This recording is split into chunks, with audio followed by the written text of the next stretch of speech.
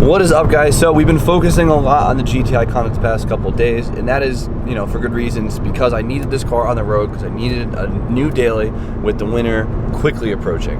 I mean, it's been around 30 degrees the past couple of days, so winter is clearly here. I registered the GTI yesterday and drove it home for the first time, and I've put 32 miles on the car so far, and it's been great, and I am in love with the car, as you guys could probably tell. Only problem I'm having now is the DSG transmission is being a little funky. When it gets warmed up, it gets a little funkier, so I don't know what's happening. So today, if everything goes right, we should be flushing the DSG transmission with new fluid and putting a new filter in it, like it should have been done probably 20,000 miles ago. But we're gonna do it, and it's gonna be great, and hopefully it fixes my issues. The DSG has been a little weird at the lower gears, and it's thrown itself into neutral a few times, which kind of scares me. So I guess we'll put some new fluid in it and see how it behaves. I'm really nervous, but I really hope it fixed it. So, and a half mile from my shop, the tranny officially is in limp mode. What the hell? All right, after driving around for like an hour, I was finally able to just find a generic OBD2 scanner. I can't believe it's been this hard. Everyone, all my friends, they're all broken. All right, this one's nothing special. It's base model, but it gives me an idea what's going on. And I have a tranny code. It's for the pressure control solenoid stuck on. So we're gonna look this up and see what the hell is happening. All right, no luck. So it looks like I'm not making it down to Alex's shop today in the car. That sucks a lot. Looks like we're just gonna be sending it right here in my garage. It's no biggie. It's really not that difficult.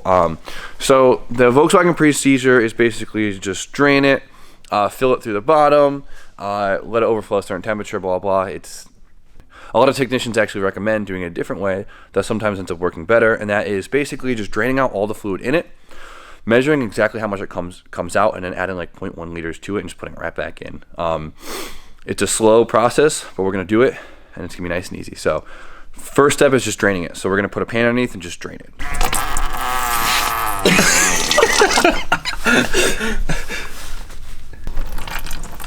Okay.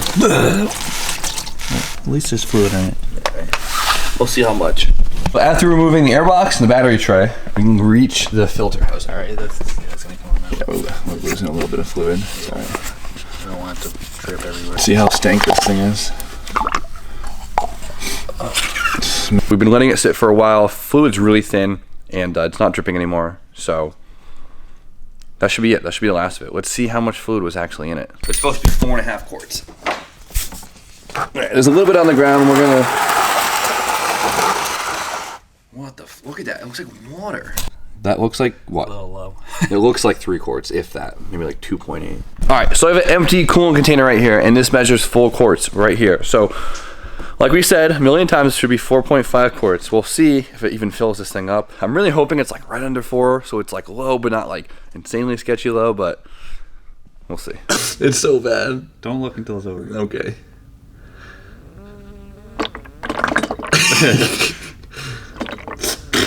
All right. Survey says 2.25 quarts. Oh my god. What the fuck? It had like two and a half. 2.5. Where'd it go? That was a good guess.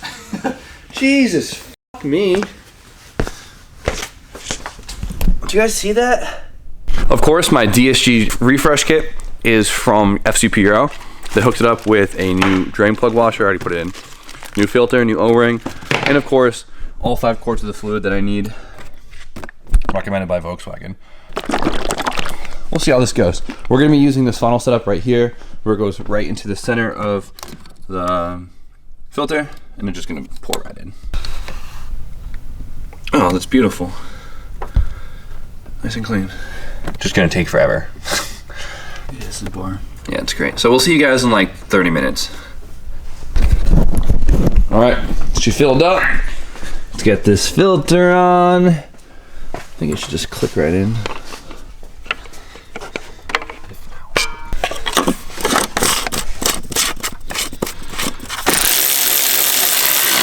It's all about the length. Okay, fingers crossed. Oh, God damn it. How do you do this? So we gotta start it up. Start it up, just shift, reverse, neutral, drive. Drive, sport. Just cycling it through. Okay, let's put it in gear for the first time.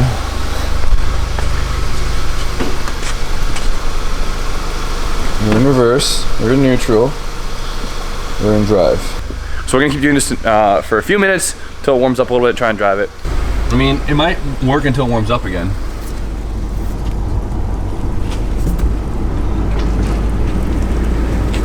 Oh, Jesus, it's snowing fast.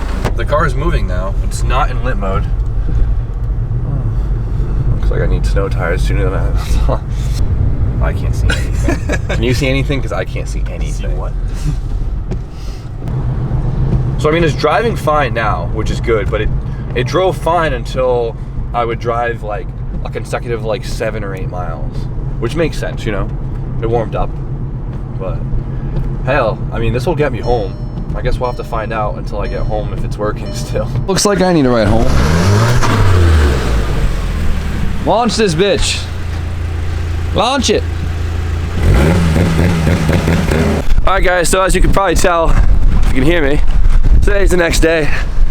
And snow ended up getting pretty bad that me and my buddy Jake, who had the Golf R, ended up going home. And I deleted the GTI here last night. It wasn't going anywhere with these tires.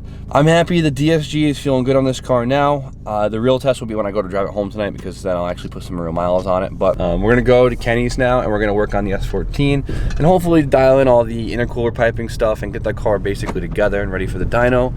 And hopefully we can tune it pretty soon. Me and Kenny got coffee, we're ready to work. Well, he got ice cup, frozen, pumpkin spice, happiness. all right. I'm not gonna judge. This is my basic white girl right here.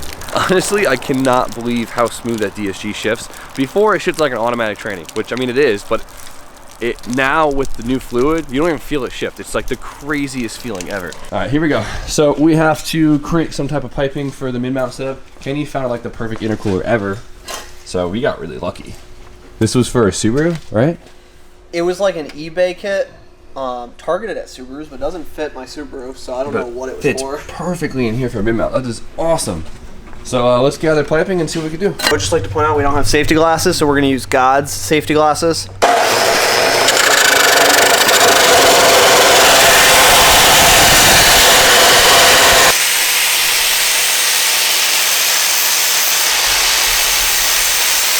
All right, I'm proud that we got it first try, but I'm not proud at how awful this looks. So we have a step down off the throttle body, but then we got the pie cut. We got some nice pie cuts right here. That is hideous, Kenny. We're selling these things, $5 a pie. It's gonna fit though. It's definitely gonna fit. You can see the gap right here. That's for optimal airflow. Like your $500 heat sink right here. It's perfect.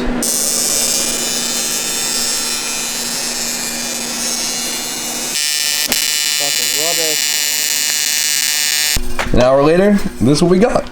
It's honestly not that bad. I mean, it's pretty ugly. It's really bad. But it's definitely, I've definitely seen worse, but it's gonna do the trick. So we made this little pie cut. We got these 2 pieces. Kenny had this one, I had this one at my shop, and we put a bung on it, and this should be good to go. We'll see how she fits. Hey, so it actually looks pretty good. I thought this pipe would be a lot uglier, but so we have the line for the IAC right here. Got some black hoses, looks good. Yeah, it fits way better than I thought it would. And then for this side, it's just a straight pipe, so that's nice and easy. Now all we have to do is bolt up the intercooler. We should be good to go.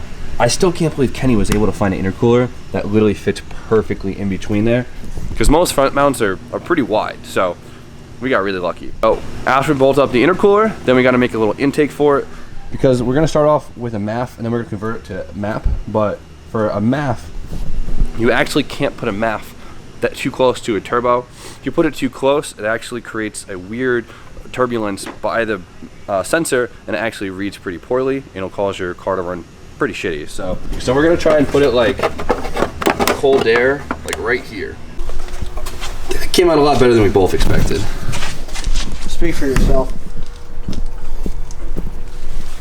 This thing is perfect. I'm really impressed. We got lucky, and we just took a generic U pipe right here, and as you can see, we just cut a corner off of it, and it's perfect. We have just enough distance between the turbo and the MAF, and we should be all good. Oh! Hold on. All right, we got it ground. Let's see what happens. It's ready. Oh, it sounds great. Way better than before. The cameras are actually like not completely garbage. Yeah, they're actually like real numbers.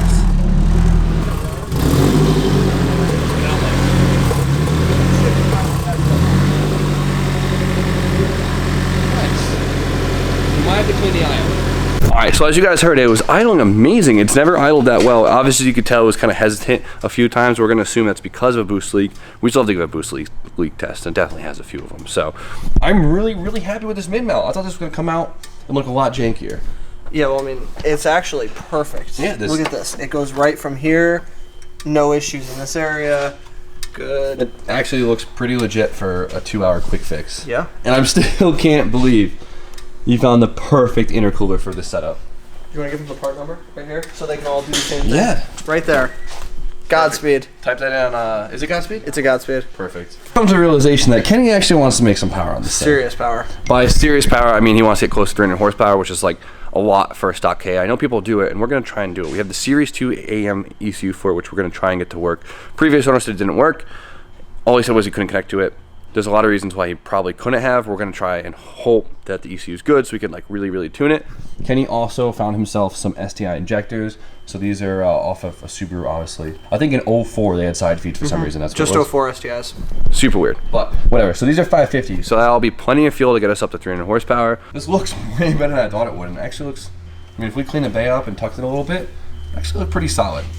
I'm proud of us. Date night with Steph tonight, so we're gonna call it early. I cannot get over the DSG. Like, I am baffled at how smooth it is, and I'm so excited. Thank God it fixed it. So there it is. So I guess we're gonna end it. You guys know the deal. Like, comment, subscribe. Stay tuned for more content. And Kenny, Keep it real.